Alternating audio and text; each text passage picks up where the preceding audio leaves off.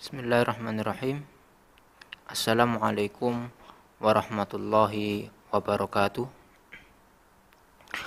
Alhamdulillah. Alhamdulillahi rabbil alamin. Wabihi nasta'in. Wa ala umuri dunya waddin. Wassalatu wassalamu ala ashrafil anbiya wal mursalin. Wa ala alihi wa ashabihi wa man tabi'ahum bi ihsanin ila yaumiddin. Amma ba'du. Allahumma la sahla illa ma ja'altahu sahla wa anta taj'alul hasna idza syi'ta sahla.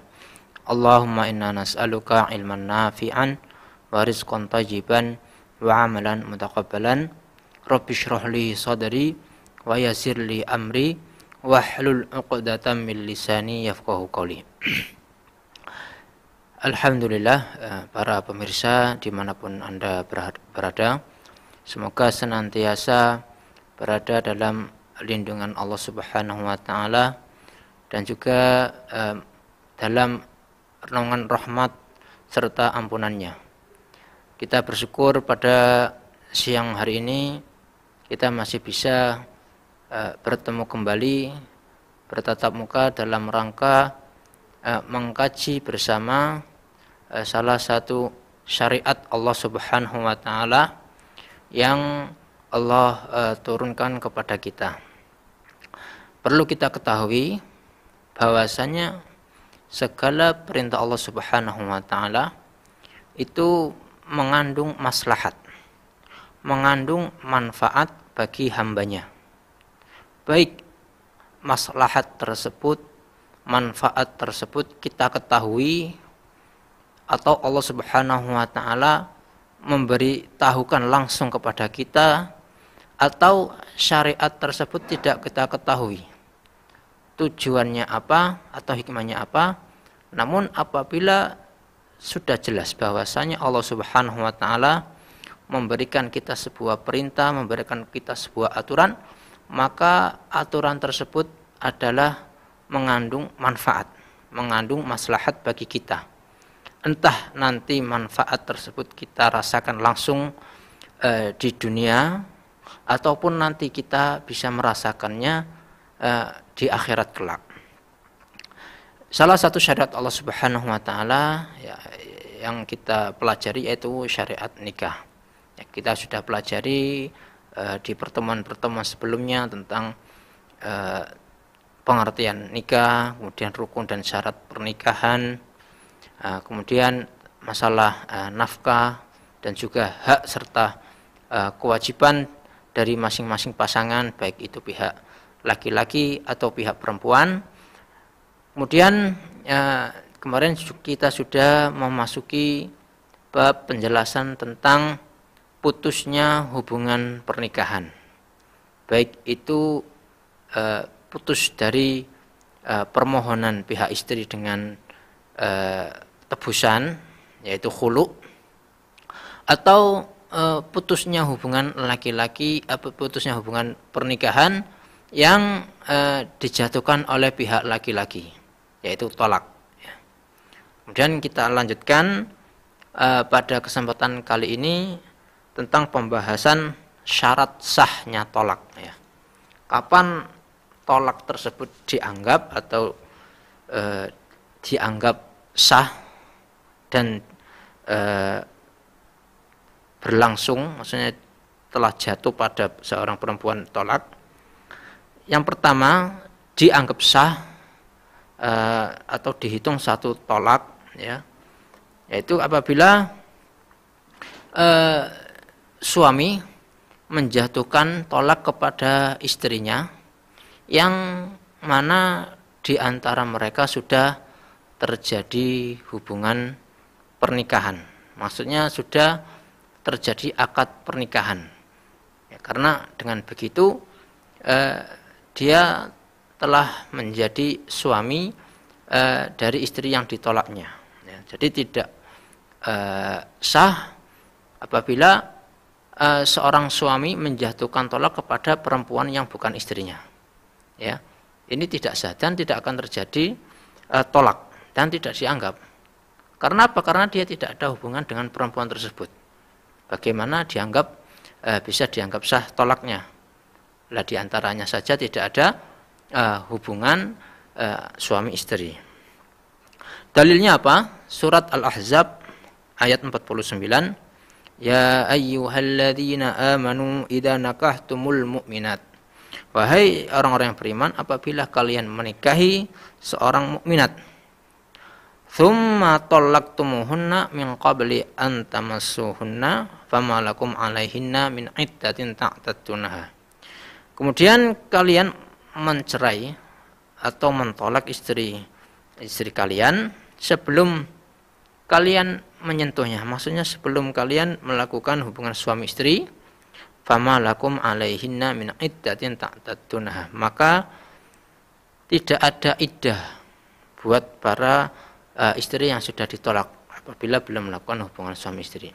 Dari ayat ini bisa kita ketahui bahwasanya seseorang bisa menjatuhkan tolak, ya, laki-laki kepada istrinya apabila sudah terjadi hubungan pernikahan di antara mereka berdua.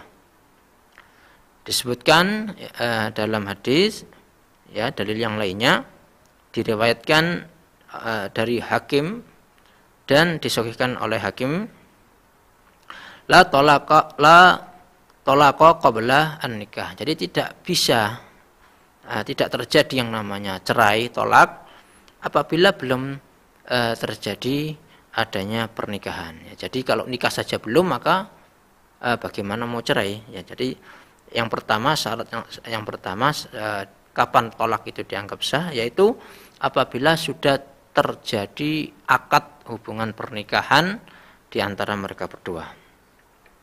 Syarat yang kedua yaitu takamul arushd. Apa itu takamul arushd?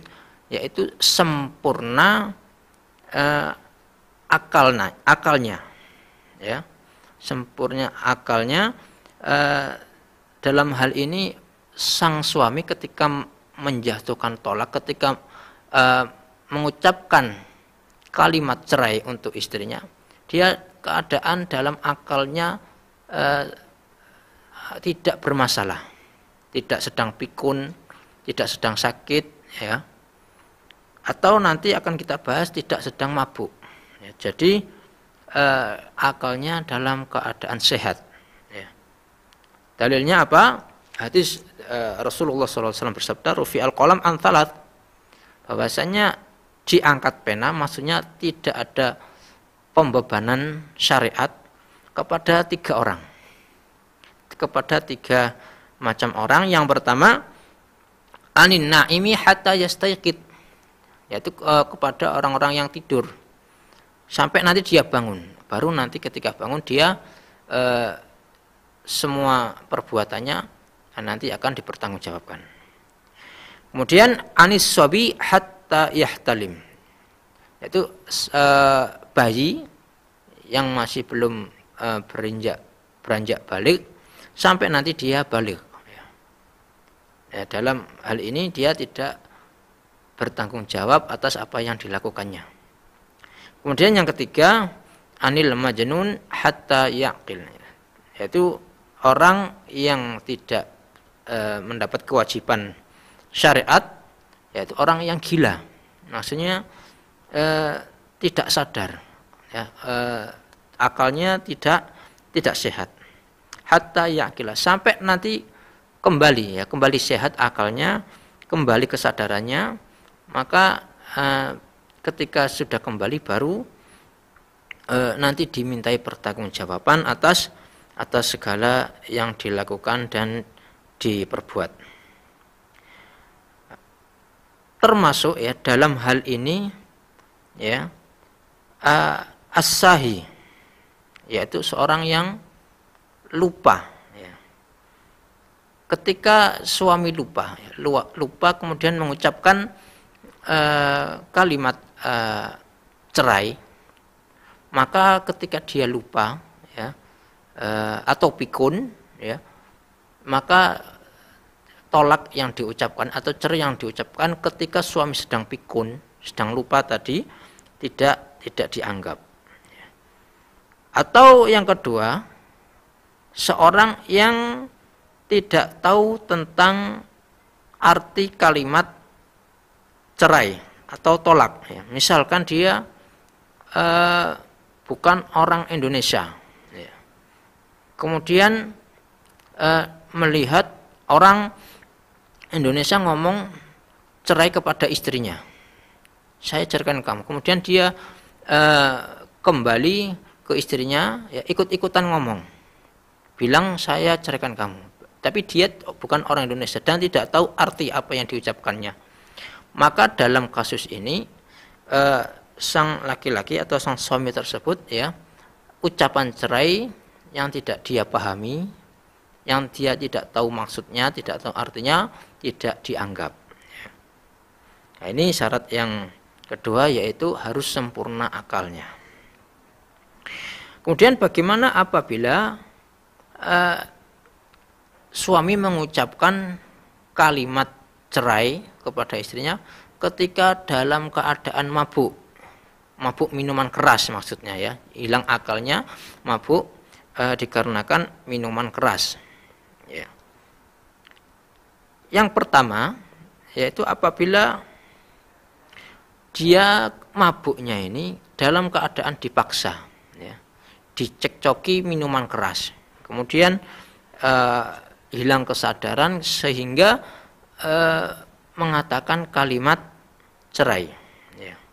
Maka dalam kasus ini tidak dianggap atau tidak dihitung ucapan cerainya kepada istrinya. Atau dia meminum obat-obatan yang dia tidak tahu bahwasanya di situ ada mengandung minuman keras sehingga hilang kesadaran. Kemudian ketika hilang kesadaran ini dia mengucapkan cerai kepada istrinya. Maka dalam kasus ini perkataannya, ya, ucapan cerai kepada istrinya tidak dihitung cerai, tidak dianggap atau tidak sah. Kemudian yang kedua yaitu tolak dari suami yang mabuk, ya, mabuk karena minuman keras. Ini sengaja mabuk, kebiasaan mabuk, ya, na'udzubillah min dzalik, suaminya ketika mabuk kemudian mengucapkan, menjatuhkan cerai kepada istrinya, ya. Ini yaqa'u tolaqahu. Jadi tolaknya dianggap, ya, dianggap sah, ya, sebagai hukuman, ya, sebagai hukuman baginya akibat keberanian dia melanggar syariat Allah, yaitu melanggar larangan meminum minuman keras, ya. Jadi dianggap tolaknya atau cerainya sah. Kemudian yang kedua dalilnya karena ijma' as-sahabah, ya, konsensus para sahabat bahwasanya siapa saja yang sedang mabuk gara-gara minuman keras, ya, dan dalam keadaan tidak terpaksa, maka segala apa yang diucapkan atau diperbuat maka dia harus bertanggung jawab, ya. Nanti dia harus bertanggung jawab atas apa saja yang dilakukannya, ya, meskipun nanti dia dalam keadaan mabuk tidak sadar. Kemudian syarat yang ketiga, kapan tolak tersebut dianggap sah, ya, yaitu takamul al-ikhtiyar. Jadi dia dalam keadaan tidak terikat, ya, bebas memilih, ya, dan tanpa paksaan, ya. Ya, dalam keadaan ini nanti apabila dia menjatuhkan cerai atau tolak kepada istrinya maka dianggap sah. Nah, berbeda dengan nanti apabila dipaksa, ya. Nah, dalam hal ini orang yang terpaksa itu ada dua macam, ya. Yang pertama al-ikrah bihaq, yaitu dia dipaksa oleh pihak pengadilan atau pihak hakim, dipaksa untuk cerai. Misalkan apabila ketahuan, ya, bahwasanya ternyata istrinya ini masih ada hubungan keluarga adik kakak atau saudara sepersusuan, kemudian dipaksa oleh hakim untuk pisah, maka dalam hal ini ya jatuh tolaknya, cerainya meskipun dalam keadaan terpaksa. Kemudian apabila dia dipaksa untuk menceraikan istrinya, ya, tapi dalam keadaan tidak dipaksa oleh pengadilan, tetapi dipaksa oleh seseorang atau kelompok, yang mana kalau dia tidak melaksanakan ancamannya yang berupa menceraikan istrinya tadi, maka akan bisa membahayakan hidupnya atau hidup istrinya atau keluarganya. Nah, maka dalam hal ini ya, meskipun dia sudah menjatuhkan cerai kepada istrinya, tapi kalau dalam keadaan makruh, dipaksa ya, maka tolaknya tidak dianggap ya. Berdasarkan hadis bahwasanya la talaqa wala itaqa fi ighlaq, bahwasanya tidak ada yang namanya tolak, penceraian atau pembebasan budak dalam keadaan dipaksa, dalam keadaan dipaksa.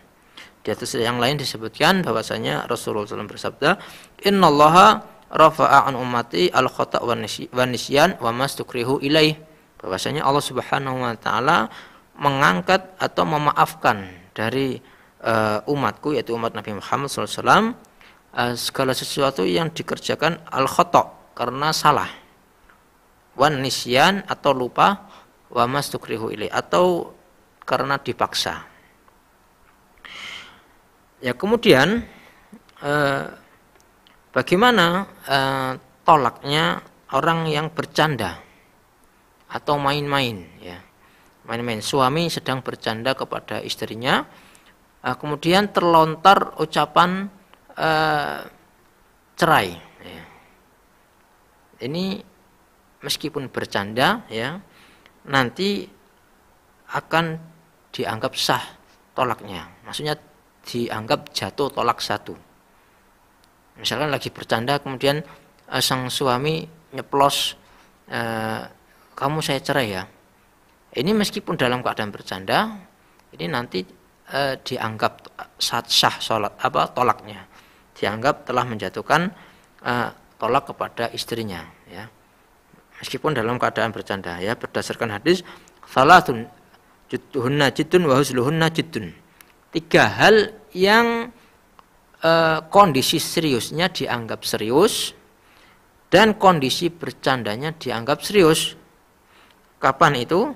An-nikah wat tolak warajah, yaitu dalam hal pernikahan, perceraian, tolak, dan juga ketika rujuk.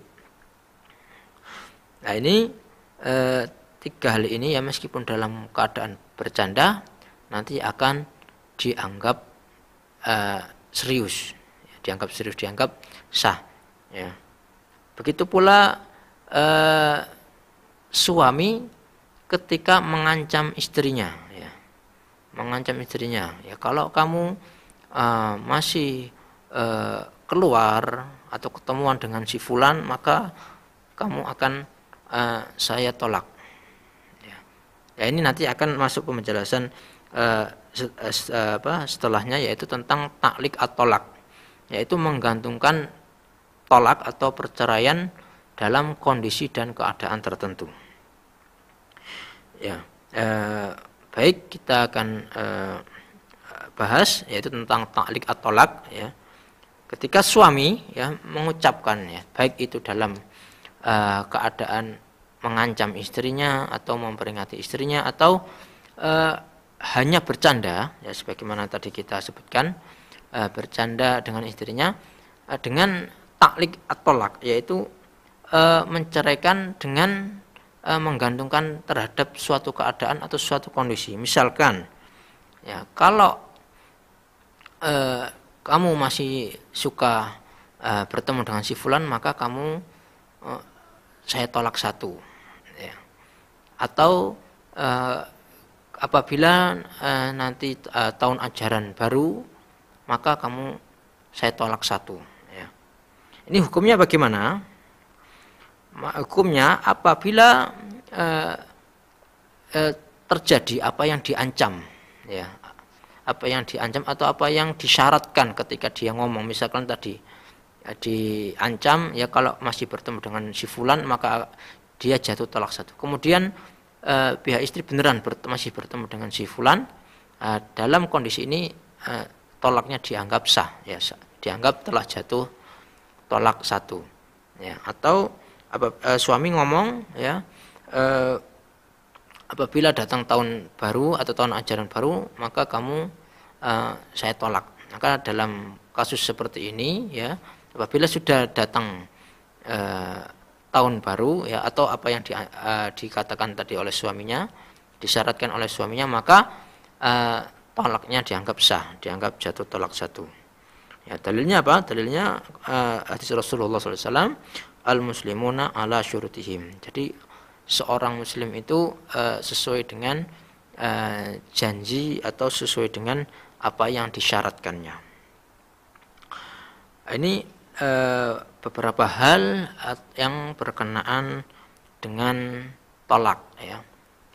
Setelah ini ya, akan kita bahas tentang rujuk, ya, rujuk atau kembali.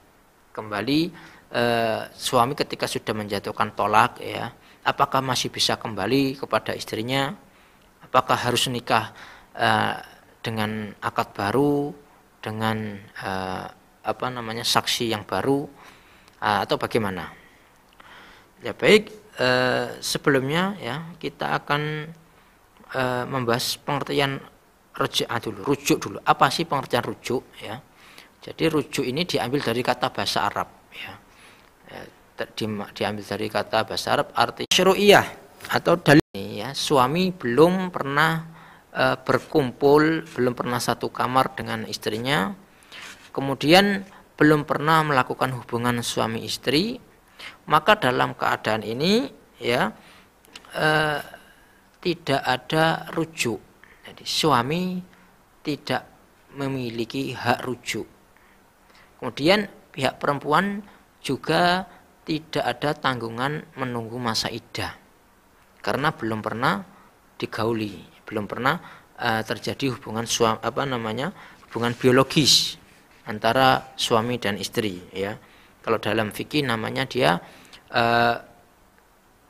tolak bainuna sughra, ya, ditolak bain, ya.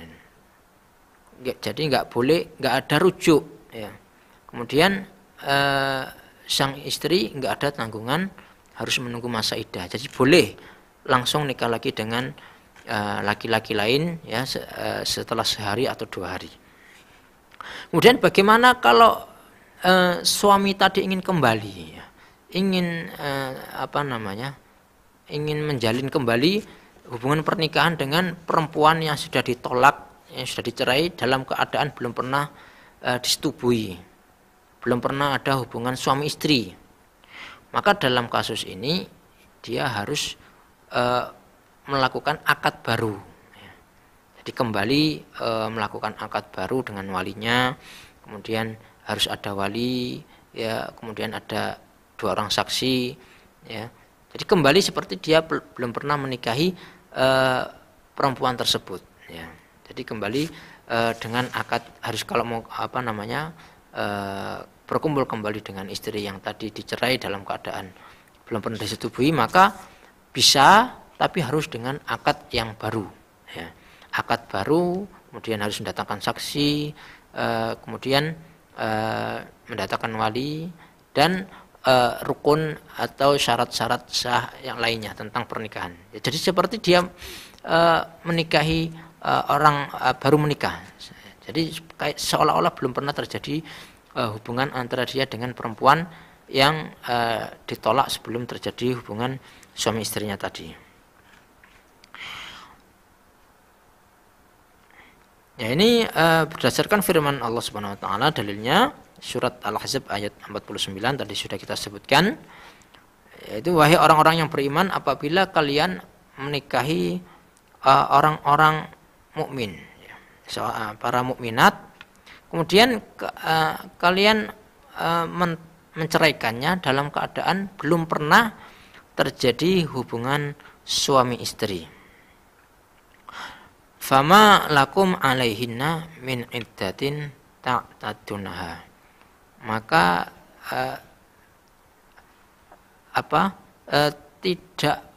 tidak perlu adanya iddah bagi perempuan tersebut ya apabila ingin nikah lagi. Ini apabila seorang laki-laki menceraikan istrinya yang belum pernah digaulinya, belum pernah terjadi hubungan suami istri. Nah, ini sepakat bahwasanya tidak ada rujuk, yang ada kalau mau kembali harus dengan akad baru ya, dengan 2 orang saksi lagi, kemudian dengan wali dan syarat-syarat serta rukun-rukun nikah yang lainnya. Adapun apabila belum pernah berhubungan ya, belum pernah berhubungan tapi sudah pernah sekamar ya, kalau dalam bahasa fikih khulwah, sudah pernah khulwah. Nanti ada khilaf di sini di antara para ulama apakah masih bisa rujuk atau tidak, atau harus dengan akad baru. Kemudian keadaan yang kedua ya, apabila ada seorang laki-laki ya menjatuhkan atau tolak istrinya atas permintaan sang istri dan sang istri membayar tebusan. Ini namanya khulu ya. Kemarin sudah kita bahas tentang masalah khulu ini ya. Jadi sang istri memohon kepada suaminya untuk diceraikan, kemudian membayar tebusan ya.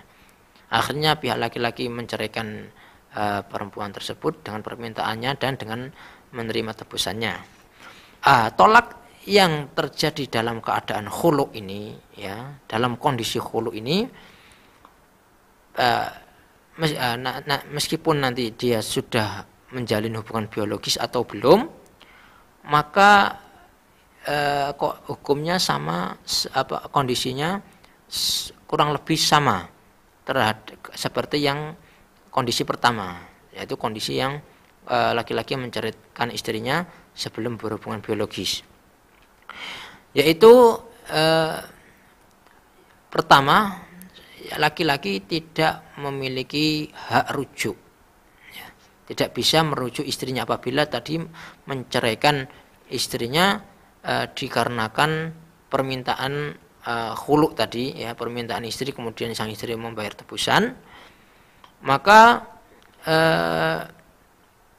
dalam hal ini ya tidak ada rujuk. Kemudian kalau mau kembali harus dengan akad yang baru, dengan saksi yang baru dan juga wali.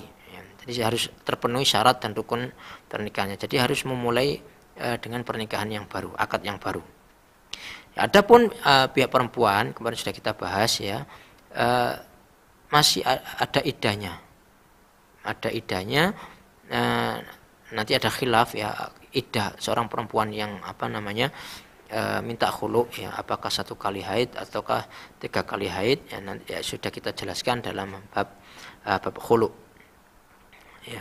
Kami ulangi kembali lagi bahwasanya kalau ada suami ya, di kondisi kedua ini sang suami menceraikan istri ya karena khulu, karena permintaan istri, kemudian sang istri membayar tebusan. Nah, maka dalam kasus ini tidak ada rujuk bagi sang suami ya, tidak ada rujuk bagi sang suami. Kemudian kalau mau kembali harus dengan akad yang baru ya, akad baru, saksi baru ya, kemudian dengan wali. Kemudian kondisi yang ketiga, seorang laki-laki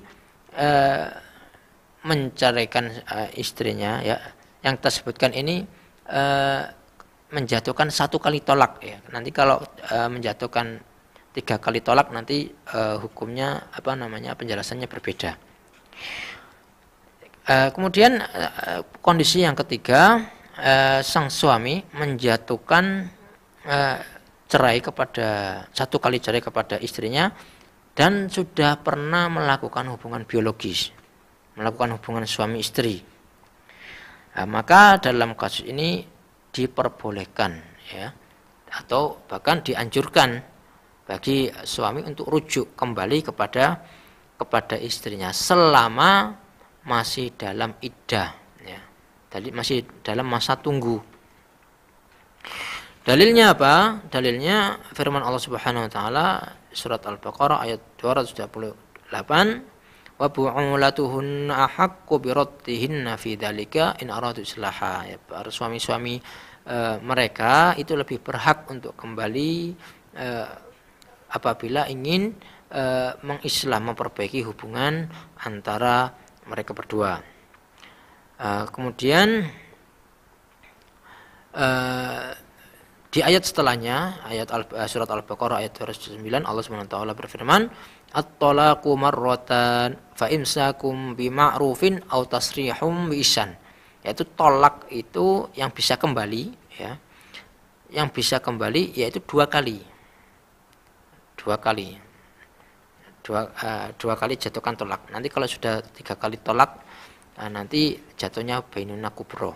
Jadi tidak boleh kembali ya sampai nanti dia istrinya dinikahi oleh orang lain dan dicerai atau ditinggal mati oleh suami keduanya, baru boleh kembali. Adapun yang boleh rujuk dalam masa iddah itu 2 kali. Fa imsakum bima'ruf, maka hendaknya ya ketika masih dalam masa iddah ini imsak bima'ruf, menahan dengan cara yang baik, yaitu kembali rujuk. Au tasrihum biihsan, atau kalau sudah tidak bisa lagi disatukan maka hendaklah berpisah dengan cara yang baik. Kemudian disebutkan dalam hadis yang lain bahwasanya Rasulullah SAW pernah menjatuhkan cerai kepada Hafsah radhiyallahu anha, kemudian beliau rujuk kepada Hafsah. Ya, hadis diriwayatkan oleh Abu Dawud. Ya, ini kondisi-kondisi laki-laki atau pihak suami menjatuhkan tolak kepada istrinya. Kemudian kapan rujuk itu dianggap sah? Ya, jadi rujuk itu dianggap sah apabila sudah terpenuhi syarat-syaratnya. Yang pertama,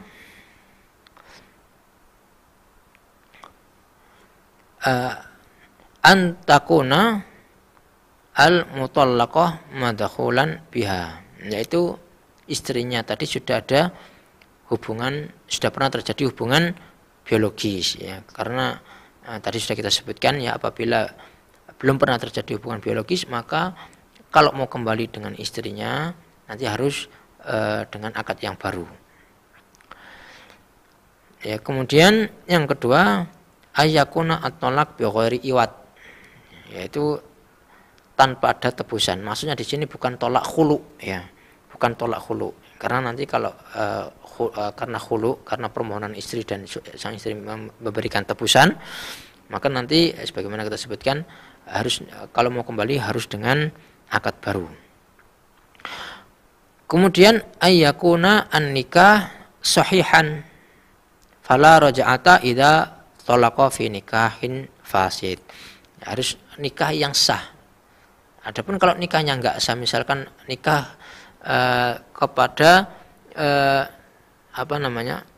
saudari sendiri, ya, pernikahan masih ada hubungan kekerabatan, baik itu kakak adik sepersusuan atau hubungan mahram yang pernah kita sebutkan, kapan mahram siapa saja yang tidak boleh dinikahi.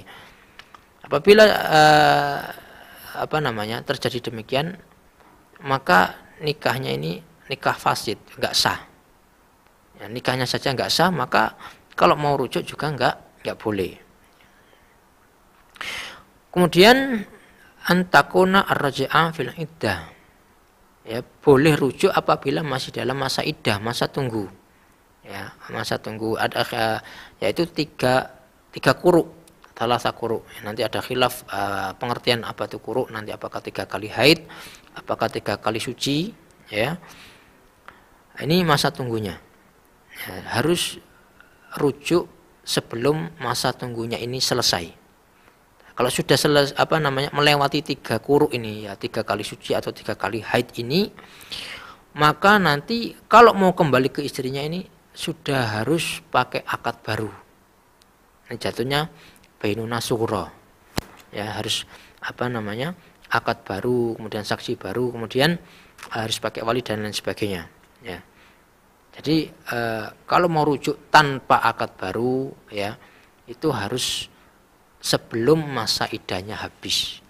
Ya, karena nanti kalau sudah habis, kalau mau kembali harus pakai akad yang baru, wali yang baru dan saksi yang baru dan wali. Ya, wali yang baru nggak ada. Kemudian antakuna ar-raj'ah munjazah fala tasihhu mu'allaqah. Jadi rujuknya ini harus pasti, nggak boleh menggantung. Maksudnya saya rujuk kamu apabila saya sudah gajian. Ini menggantung ya. Ini nggak boleh. Jadi harus pasti ya,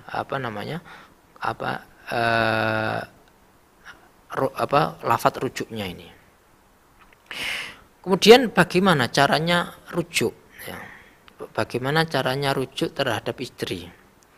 Ya, ini secara hukum fikih, ya, kita bahas secara hukum fikih,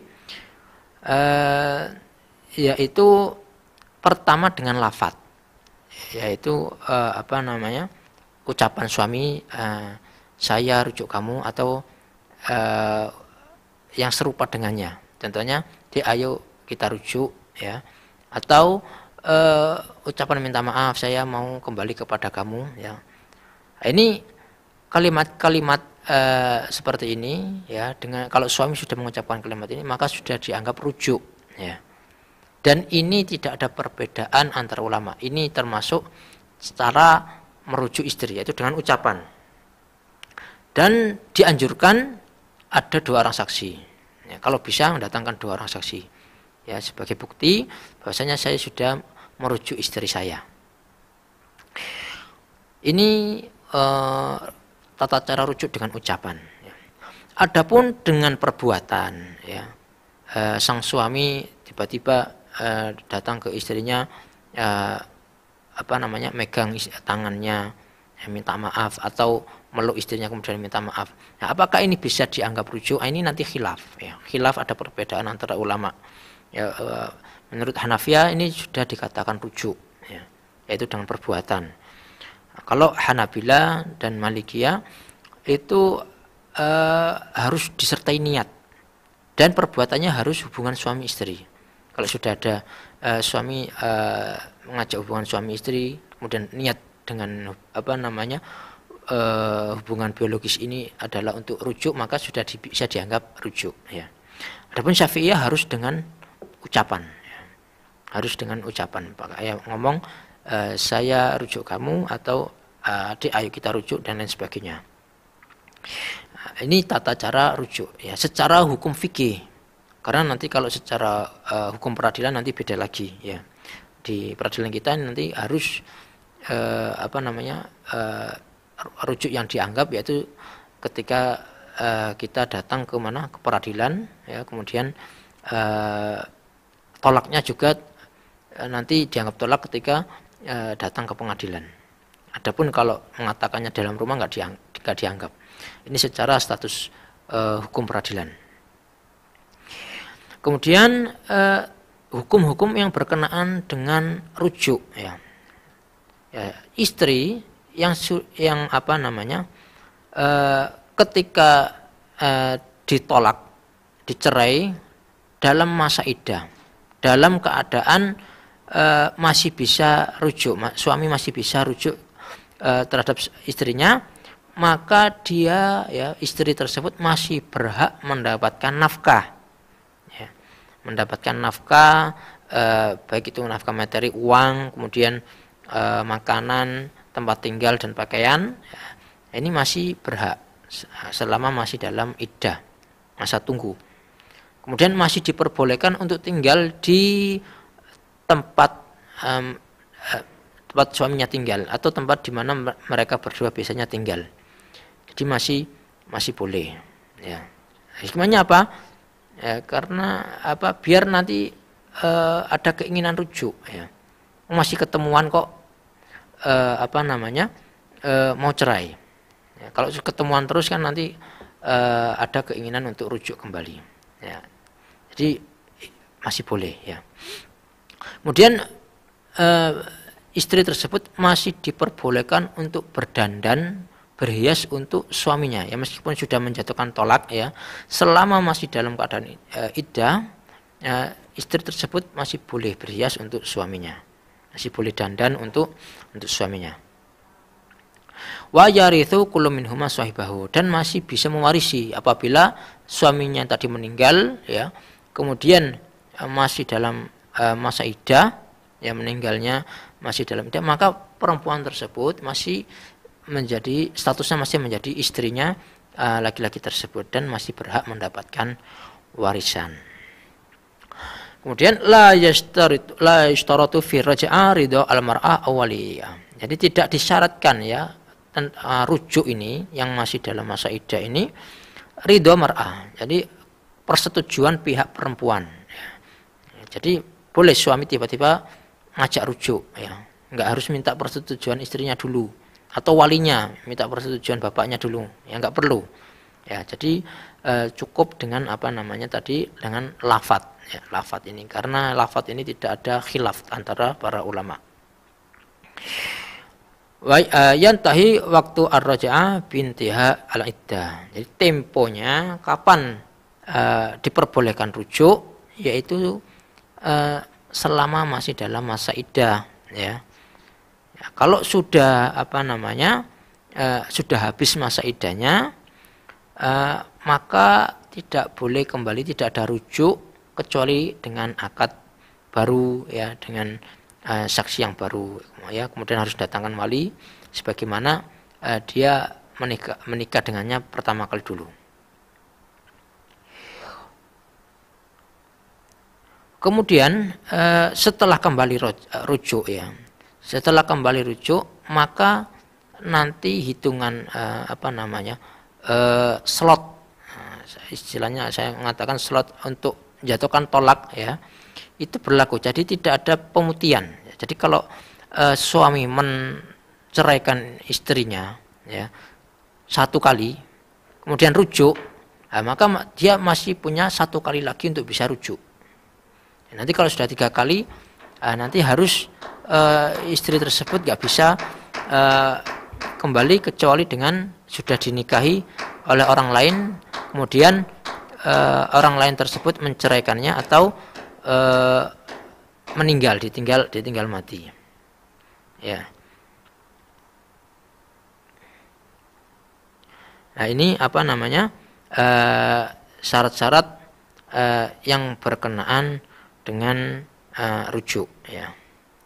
Nah, kemudian yang selanjutnya yaitu masalah-masalah putusnya hubungan pernikahan, ya karena beberapa hal, ya contohnya karena sumpah, yaitu ila, ya suami bersumpah untuk tidak menggauli istrinya, ya kemudian ada namanya dihar, ya kemudian ada namanya li'an, ya, ini nanti ada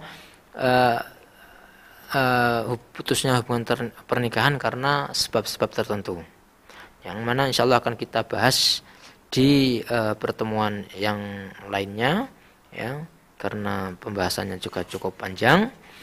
Maka untuk pembahasan rujuk kita cukupkan sekian, ya kurang lebihnya mohon maaf, ya wallahu alam wa sallallahu ala nabiyyina Muhammad. Subhanaka Allahumma wa bihamdika asyhadu an la ilaha illa anta astaghfiruka wa atubu ilaik. Assalamualaikum warahmatullahi wabarakatuh.